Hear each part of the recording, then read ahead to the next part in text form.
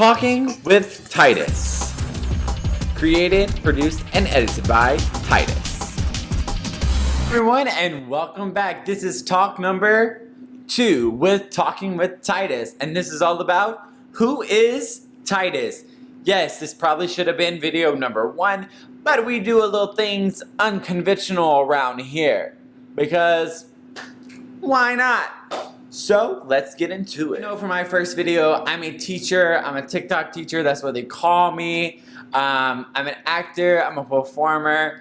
I am a be who you are enthusiast. I really encourage people to be who they want to be. Don't worry about what the world is around you. But this is a little more in depth of who Titus really is and how I became who I am today. So it all roots back to where I grew up. I grew up in a very small town in South Carolina. I'm still located in South Carolina, but it was a small town. I've moved to a little bigger town that has a little bit more stuff. But I grew up in this very small town. I always say I outgrew my town as soon as I was born. I love a lot of people there. I grew up there. I never moved. I stayed in the same house my whole life with my family, my wonderful family, who I'm very close with and I love and adore so much. My mom and dad were young parents in my eyes, so they were young. I definitely would not have kids at their age. I'm already past that. But my parents are amazing. They're still in my life today. They taught and brought me up in their right way, and I think that's very important. They taught me so much in life, and they're still teaching me to this day because you never stop learning from your parents. I'm sorry to tell you that. You always are learning from examples, from non-examples, etc., regardless of what your situation is. You're always learning from your parents, and my parents, I love them dearly. They taught me so much about to be myself and to express myself in the way that that I see fit. They didn't necessarily put me in a box. They guided and directed me into the right way, and that's really my foundation of how I became who I am. My sister definitely helped shape me along with my parents in the good and the bad way. She would kind of do things that I'd be like, I'll see how my parents would react, and sometimes I'd be like, oh, okay, they wouldn't act too extreme there, or she'd get in trouble and I'd be like, I'm not going to do that. So, I mean, sometimes I probably was like the goody two-shoes or probably didn't do too much crazy stuff, but I saw that my sister got in trouble for those things, so why would I replicate it? So my dad, we were talking about careers one day. We were sitting around the table at my grandmother's house, and we were talking about careers, and I was like, oh, I want to be an orthodontist, and the comment was that if you pick something that you enjoy, if you choose something that you enjoy, you'll never work a day in your life. And that really stuck with me coming from my dad, who is a hardworking man who works, and supported his family throughout his whole life, still supports. But that really stuck with me. So that stuck with me. So I really was in high school. I was experiencing theater, or drama as they call it in the town. So I was experiencing this class and I was like, my teacher really enjoys his job. I can see it in his eyes and I'm really enjoying this class. I want to take it again and again and again and again and again.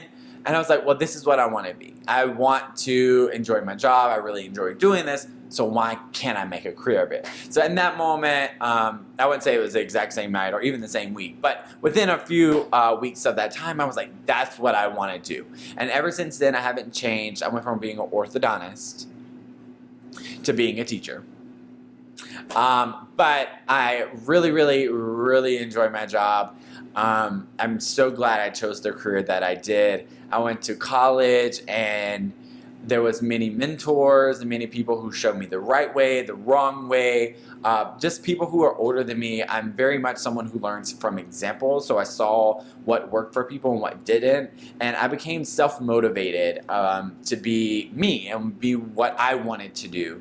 So definitely college was a lot of building who I was, building my friend group, building my family, my new family in my adult life. I still have my biological family, but definitely building the family that I surround myself with on the daily, because I don't live in the same town as my biological family. So I love them, and I love my new family of friends.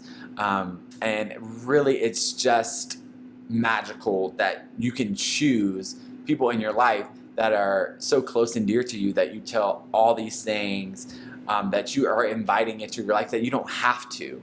Like your biological family, you don't have to, but like you're engraved to want these people in your life and want to love them, and you really want to love them, and that's what I mean by have. Like, you don't have to love them, but I love them. So we don't share the same blood. Me and my chosen family. My friends are my family as well, and I really treat them with the most respect, and I love them dearly. And I'm going to do a whole talk about being a great friend and being a great best friend, and how those two things are different. So be on the lookout for those in the future. A choice that I made. I chose to be happy.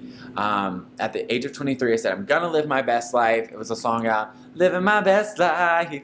And that really stuck with me. Not the song, but the phrase, living my best life. I wanted to live my authentic self. I wanted to be who I was. And I kind of just stopped caring what people thought about me.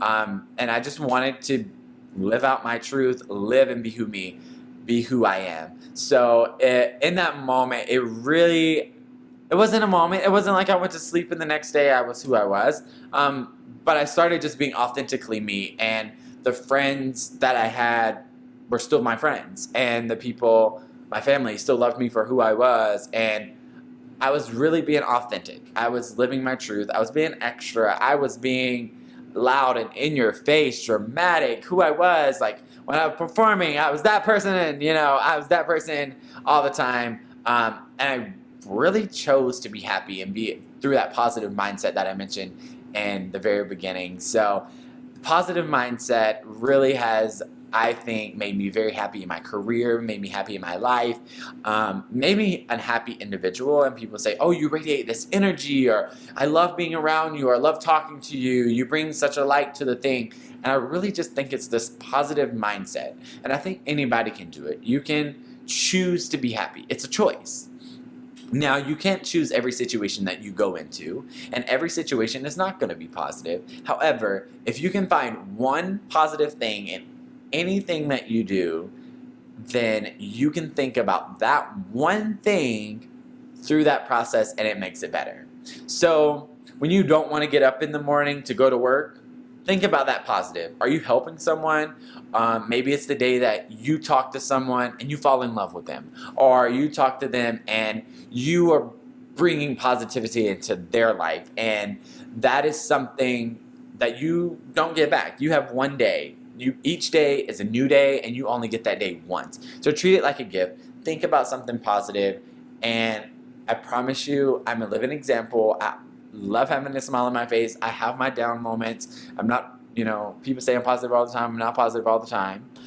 Sometimes my friends and family get the negative sometimes. I'm like, oh my goodness, I just want to, and it just kind of all comes out. But we have to have those moments in life, and that's very important. But choosing happiness and choosing positivity is a mindset, and it's not easy, and it's not hard. It's a choice, and we have to make it.